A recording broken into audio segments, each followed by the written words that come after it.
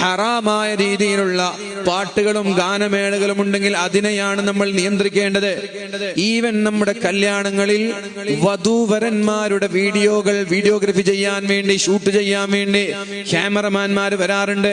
അപ്പൊ ഒരു ഫീമെയിൽ വീഡിയോഗ്രാഫിയെ കൊണ്ടുവരണം. ക്യാമറമാൻ ആരാണ് വീഡിയോഗ്രാഫി ചെയ്യേണ്ടത്? ഒരു പെണ്ണിന് പെണ്ണായാലല്ലേ ഇസ്ലാമികമാവുള്ളൂ.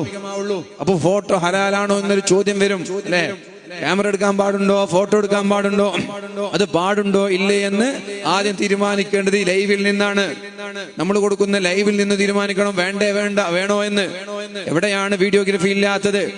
ഏത് പണ്ഡിതന്മാരുടെ സദസ്സിലാണ് ക്യാമറ ലൈവ് ഇല്ലാത്തത്?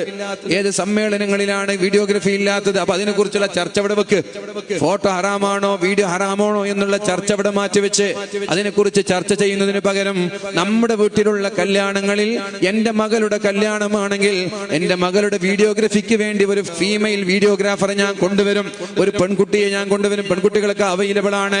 കാരണം പെൺകുട്ടിയുടെ പല രീതിയിലുള്ള പോസിങ്ങുകൾ ഉണ്ടാകും.